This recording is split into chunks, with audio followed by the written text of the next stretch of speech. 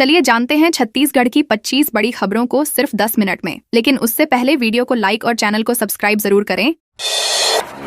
भारत बंद का छत्तीसगढ़ में असर, रायगढ़ में खदानें बंद। केंद्र सरकार की 4 नई श्रम संहिताओं के विरोध में आयोजित भारत बंद का छत्तीसगढ़ में व्यापक असर देखने को मिला। रायगढ़ जिले में ट्रेड यूनियनों ने छाल कोल खदान सहित 4 प्रमुख खदानों के बाहर प्रदर्शन किया, जिससे खनन कार्य पूरी तरह प्रभावित रहा और कोयला परिवहन भी बाधित हुआ। यूनियन नेताओं ने आरोप लगाया कि नए श्रम कानूनों से मजदूरों के पारंपरिक अधिकार कमजोर होंगे, ठेका प्रथा को बढ़ावा मिलेगा और कार्य समय 8 घंटे से बढ़ाकर 12 घंटे तक किया जा सकता है। प्रदर्शनकारियों ने निजीकरण की नीति पर भी सवाल उठाए। रायपुर सहित अन्य शहरों में भी रैलियां निकाली गईं और सरकार से कानूनों पर पुनर्विचार की मांग की गई।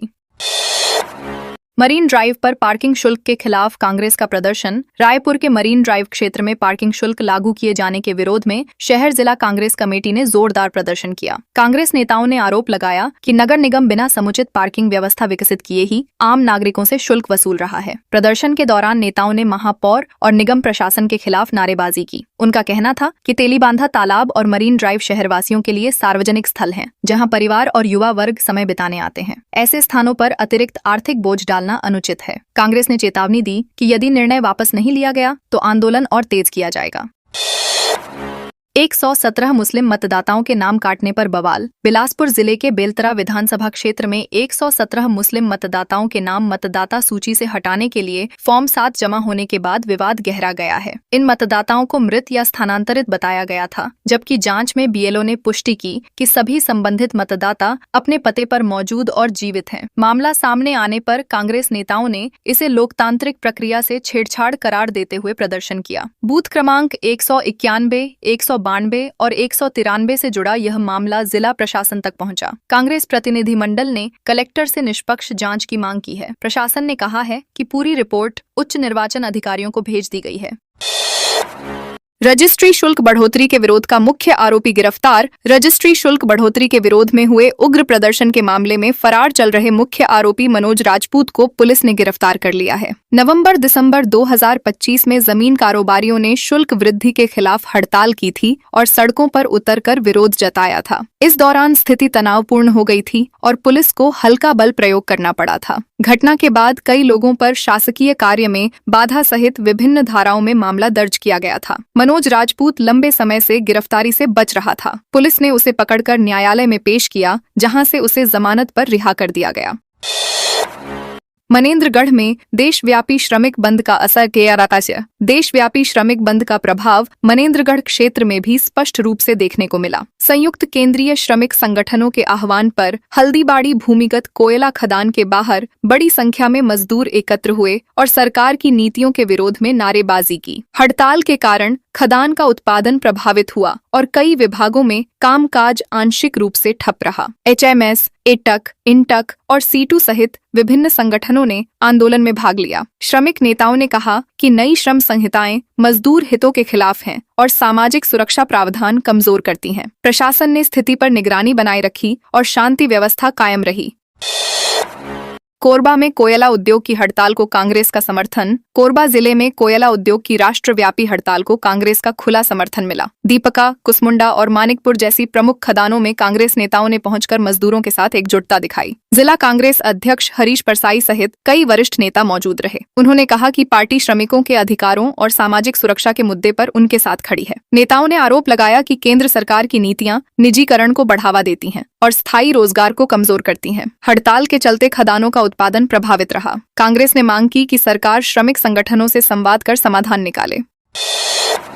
4 लेबर कोड पर बीएसपी के बाहर यूनियनों का प्रदर्शन। भिलाई इस्पात संयंत्र के मुख्य द्वार के बाहर विभिन्न श्रमिक संगठनों ने 4 लेबर कोड के विरोध में प्रदर्शन किया। 7 यूनियनों के प्रतिनिधि बड़ी संख्या में एकत्र हुए और सरकार के खिलाफ नारेबाजी की। यूनियन नेताओं का कहना है कि प्रस्तावित श्रम संहिताएं मजदूरों की नौकरी की सुरक्षा और ट्रेड यूनियन अधिकारों को कमजोर करेंगी। उन्होंने ठेका प्रथा समाप्त करने, वेतन सुरक्षा सुनिश्चित करने और निजीकरण की प्रक्रिया पर रोक लगाने की मांग की। प्रदर्शन शांतिपूर्ण रहा, लेकिन संगठनों ने चेतावनी दी कि यदि मांगे नहीं मानी गईं तो आंदोलन और व्यापक किया जाएगा। प्रशासन ने सुरक्षा व्यवस्था कड़ी रखी।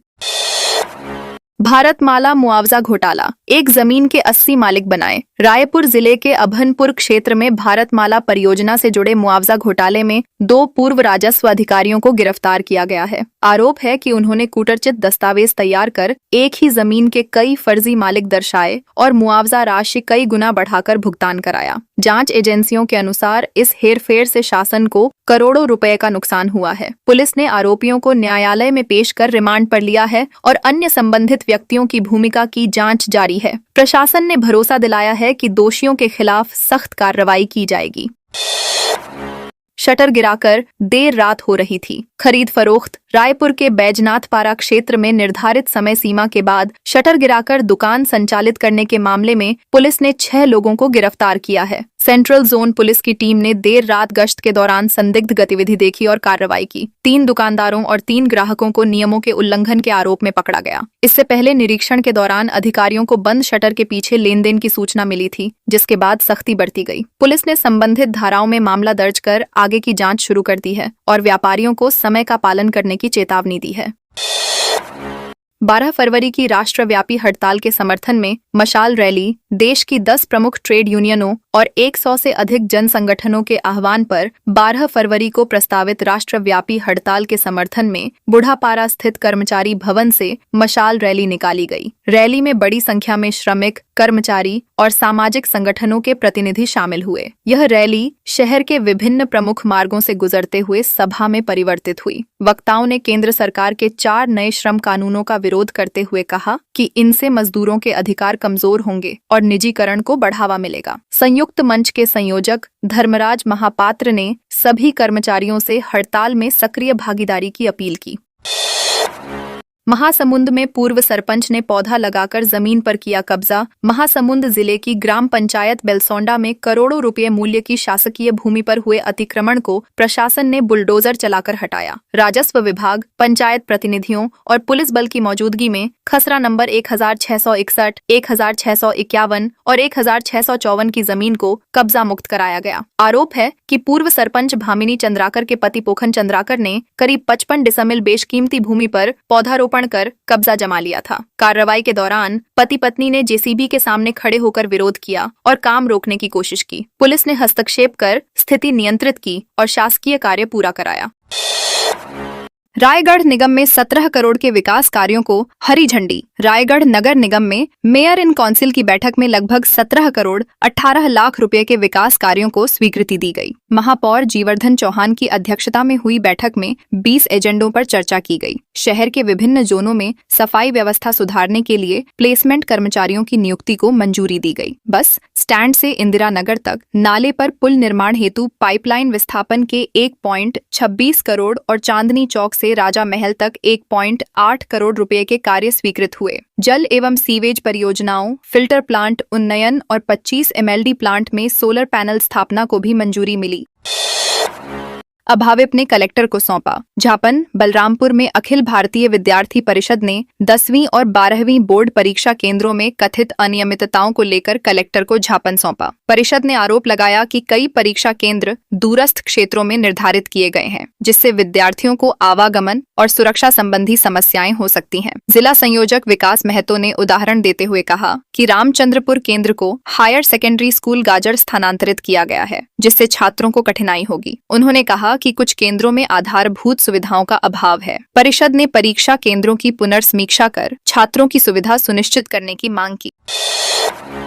महादेव सिंडिकेट की तर्ज पर वेबसाइट से सट्टा खिलाने वाले पकड़ाए। कबीर नगर पुलिस ने ऑनलाइन क्रिकेट सट्टा संचालित करने वाले गिरोह का भंडाफोड़ किया। आरोपी वेबसाइट के जरिए खंडहर मकान से सट्टा चला रहे थे। पुलिस ने दीपक सचदेवा, गौरव सचदेवा, रश्भ रंगलानी और ओम खेमानी को गिरफ्तार किया। आरोपियों के पास से 18,45,000 रुपए नकद, कई मोबाइल फोन, बैंक पासबुक और 25 से अधिक ATM क्रेडिट कार्ड बरामद किए गए। मुखबिर की सूचना पर की गई कार्रवाई में पहले 3 आरोपियों को पकड़ा गया, बाद में चौथे को हीरापुर से गिरफ्तार किया गया। मामले में जुआ एक्ट के तहत कार्रवाई जारी है।